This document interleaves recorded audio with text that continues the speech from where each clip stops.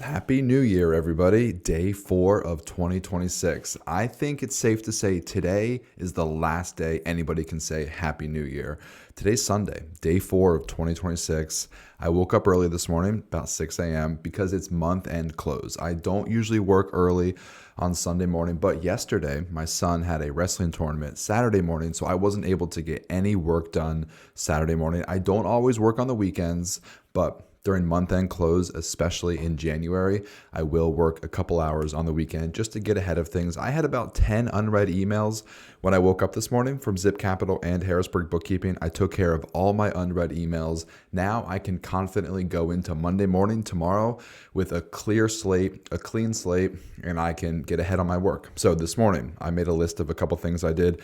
By the way, wherever you're watching this video, I am just simply documenting my journey, documenting 2026, because I think 2026 is going to be a crazy year with Harrisburg Bookkeeping and Zip Capital. A lot's going to change. So I just want to start early and I want to start documenting what's going on. So every morning, without fail, I go to LinkedIn. One of the first things I do is I send out messages and connection requests to new local people who I think might be interested in Zip Capital. So I did that this morning. That takes about 15, 20 minutes. I try to do it a little bit every single day just so I can stay ahead of it. Yesterday, I put out a short reel on Facebook and Instagram, and it got more than 5,000 views. Really, really simple, just a 10-second video of me driving, 5,000 views. Not crazy. I'm not famous. I'm not an influencer. It's not going viral, but I'm pretty happy with that. So I wanted to mention that real quick. 5,000 views. This morning, Zip Capital. I'm processing 2 real estate loans right now scheduled to close this week. So I'm looking at pictures of the property, scope of work for the property, and comps for the property, looking at the after rehab value. 2 loans. It took me a long time to do that this morning, probably 30, 45 minutes, but here's the cool thing. I'm going to make $11,000 just processing these 2 loans. So the work is totally worth it. Monthly recurring revenue. So I checked in on Harrisburg Bookkeeping and Zip Capital because I've got invoices that get paid on the first day of every month. So I check the invoices in QuickBooks. I'm basically doing bookkeeping for my 2 companies. It's super boring, but it's a really important step. I want to do that every single month to make sure that my bookkeeping clients and all of my loans are getting paid on a monthly basis. If I don't check it, I could forget about it or I could miss something. I've got 64 bookkeeping clients and I don't even know, 30, 40 real estate loans right now open. Here's the pretty cool thing. Zip Capital officially is making more monthly recurring revenue than Harrisburg Bookkeeping. I'm making $70,000 of monthly recurring revenue between my 2 companies. How crazy is that? $70,000. If I do nothing else the rest of the month, I will have already made $70,000 this month. $30,000 from Harrisburg Bookkeeping for my 64 clients, and then $40,000 from interest income in Zip Capital from real estate loans because I've got $4 million lent out. I charge 12% annual interest, so I make 1% per month. $70,000 of monthly recurring revenue. All right, it's 8 a.m. on a Sunday morning, so I'm wrapping up my work and we're about to go to church at 9 a.m. and then I'll keep you guys updated what's going on the rest of the afternoon. If you like this kind of video, let me know down below. I would love to hear your thoughts. Thank you so much for watching. Subscribe to my channel if you haven't already because I'm posting new videos every single day, just simply documenting my journey. Happy Sunday, everybody. We just went to church. If you are not a part of a church, if you're thinking about joining a church, let me just say, I think there's something really special. So we started going to this church 5 years ago, and my wife actually mentioned this on the way home today. She said, gosh, I felt like I just know so many people at church. I feel like 20 people said hi to me whenever we were walking through the lobby. And that is one of the really special things about going to church. Of course, we're there to grow a deeper relationship with Jesus, but I also think we are there to grow a deeper relationship with friends, people at our church. So if you are thinking about joining a church or thinking about going to a church or thinking about leaving a church, let me encourage you. I encourage you to take the leap of faith, join a church, or try to stay at the church you're at because there's something very special about building those friendships and those relationships with the people at church. One thing my pastor was talking about today at church is we're going through the book of James right now, and he mentioned this idea. One of the overall themes of today's message was, instead of complaining, why don't you try asking? And I thought that was really powerful. Of course, as it relates to our Bible study going through the book of James, he's referring to, instead of complaining, why don't you ask God for prayers? Ask God for help, ask God for encouragement. But I think this could also relate to life in general. Complaining is so easy. So instead of complaining, why don't we try to ask? Why don't we try to ask ourselves, what can we do to make the situation better? Why don't we ask other people, how can I help? Or maybe, how can you help me? This relates perfectly to starting a bookkeeping business. Instead of complaining about your current job, instead ask yourself, how can I change my situation? How can I improve my situation? Maybe that looks like you starting your own business. Maybe that looks like you quitting your job. So those are just some key takeaways from things that I noticed this morning at church. Let me also just add, I don't know if you can see this behind me. We just got a new van, and we needed a new van. We had our old van for 6 years. It was a 2012 Honda Odyssey, and then we just got a 2023 Toyota Sienna, I think, is the minivan.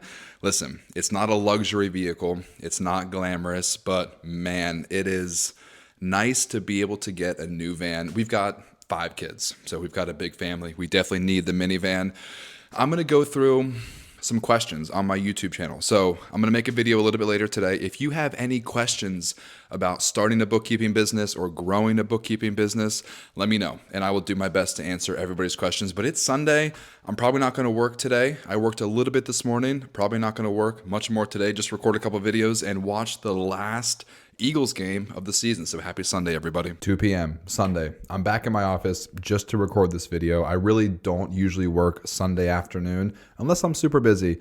Anyway, 4 things I want to talk about. I want to get to the questions. People are asking questions in my YouTube videos. I do want to try to answer people's questions in these videos. Before I get to the questions, real quick, I want to talk about my short reels on Instagram and Facebook. So I am making these 6 to 12 second short videos, and they're just videos of me doing random things, driving a car, taking out the trash, playing cards with my kids like I posted today. And it's just a very short video, 6 to 12 seconds. And I put music over the video and I put words on the screen. It can be inspirational, motivational, educational. It can be promoting my business, Zip Capital, whatever, life in general. These videos seem to do pretty well. These videos are getting on average about 1,000 views, and they're so easy to make. I can make them late at night. I don't have to record in real time. I could record a video yesterday and then use that video at 9 p.m.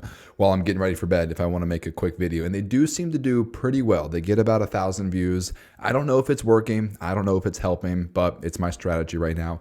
You can't just do those videos, however. You need to pair those videos with the longer form videos of you actually talking. I do think that's really important. The shorter videos help boost the algorithm, maybe get your profile some exposure to people who don't typically see your content.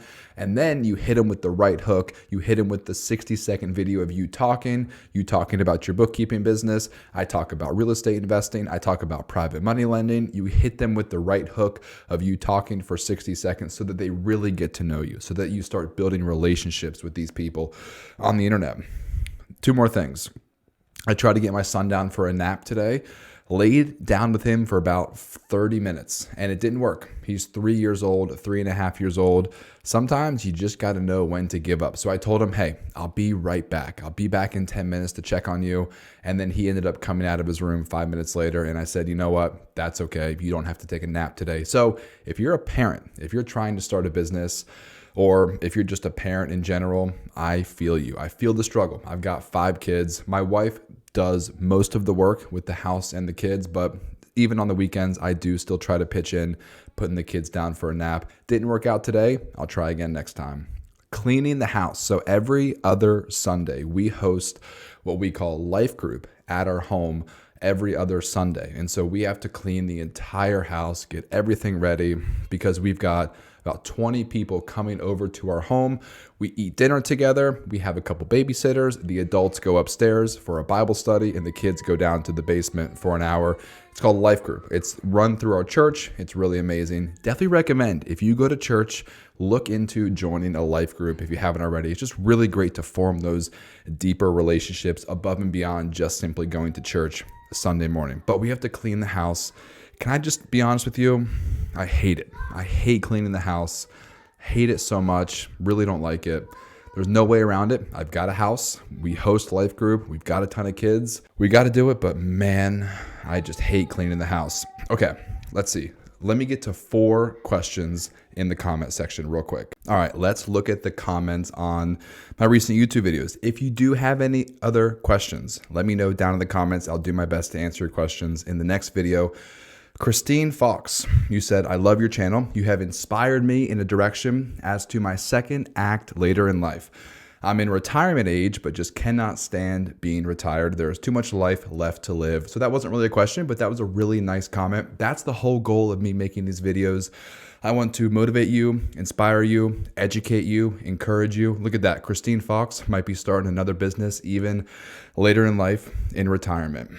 Jay Hurley, don't know how to say your name, so sorry. I really love your videos and I want to learn more about real estate investor bookkeeping. I'm still confused with the chart of accounts for real estate. Would you be able to share it for me to learn it and be more familiar? Okay, real quick, let me give you a 60-second crash course on real estate investor chart of accounts. So if you're flipping houses, you're going to have 5 chart of accounts. You need to track all of your flips in inventory. So it's a current asset. So if you buy a house, let's say for $200,000, that gets put into a house cost. Let's keep it simple. Let's call it 201 house cost. And then as you go to Home Depot, as you pay contractors, that's rehab, 202 rehab.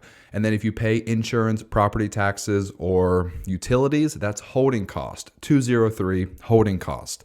If you pay a private money lender interest, that's finance cost, 204 finance cost. And then whenever you sell the house, that's closing cost, 205 closing cost. Now, that's inventory. That's work in progress, WIP. As you're flipping the house, put all of your expenses into WIP, into an asset account. So if you flip a house and you fix it up in December and you don't sell it until January, that's not going to count as an expense in 2025 in December. But instead, you sell the house in January. Now you move everything out of WIP, out of the current asset account, out of inventory into cost of goods sold. So now we have a corresponding account. So 201 house cost, now 301 house cost, COGS, 302 rehab, COGS, 303 holding cost, COGS, 304 finance cost, COGS, 305 closing cost, COGS. Does that make sense? Buy the house, fix it up, holding cost, inventory, WIP, current asset. When you sell the house, then you recognize the expense on the P&L. So inventory, WIP on the balance sheet, whenever you're fixing it and flipping it, when you actually sell it, move it off the balance sheet onto the P&L. That's my quick 60-second crash course into real estate investing, chart of accounts. 2 more questions. Great video. Let's see, this is Mako Bats. Great video. I have a question. My last job, we did not mail any checks. We just paid either ACH or wire, so I did not pull up bills and pay them in QuickBooks. I would set the payments up in the bank, then go to the bank feed and match what came out. Is that procedure okay if you are not printing checks? Yes, that is okay, but not all vendors will give you their bank information. So a lot of utility bills, a lot of handymen, a lot of odd ins and ends independent contractors don't necessarily want to give out or have the capability of giving out their ACH info or their bank information. So sometimes you will need to mail physical checks. Here's the workaround. You can electronically mail physical checks through the online banking system. So that's a really great alternative if you don't have their banking information, their account number, their routing number. You can electronically mail them checks through your online banking system, treasury management, bill pay, cash management. You can electronically mail checks. All you need is their mailing address. Last question. How can I get QuickBooks software? It's free. That's the best part. It's free for accountants. Go to QuickBooks Online Accountant Account. Go to Google, look it up, QuickBooks Online Accountant Account. You can sign up for a QuickBooks account and it's totally free. All right, it's 2 p.m. right now. We've got friends coming over in 3 hours. I'm gonna get back to the house, probably watch a little bit of football, finish drinking my coffee, maybe clean the house a little bit and get ready for a life group happening tonight, Sunday night. Thanks for watching.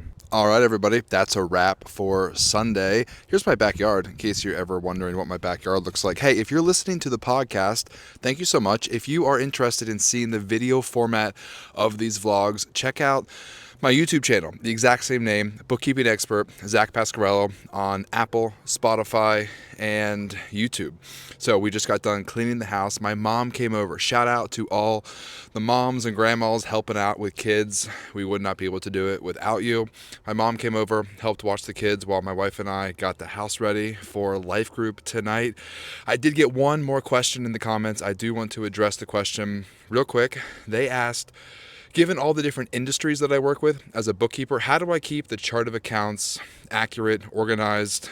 And basically the truth is the majority of QuickBooks accounts that I take over actually already have chart of accounts set up. They already have bookkeeping in place. So most of the time, truthfully, 70%, 80% of the time, I just simply continue off from where the previous bookkeeper or the previous owner was doing their bookkeeping with the chart of accounts already existing. Other than that, if it is really a brand new business, I'll probably just mimic another chart of accounts that I'm familiar with. But if it is a new business, new industry I've never worked with, I would probably just do some research. I would probably leverage YouTube videos, probably leverage ChatGPT, probably look at some accounting and bookkeeping blogs, industry specific. And if all else fails, if I really don't know what to do or how to categorize things, at the end of the day, ask the client. If you ever have any questions about bookkeeping, ask the business owner. They're not accounting experts or bookkeeping experts, but chances are they know way more about the business, the industry, than you do. So if I have any questions, I default to ask the client. That's it for the video.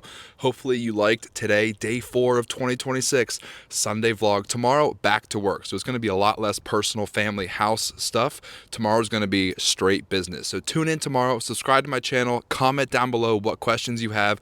Thank you so much for watching. I'll see you all in the next video.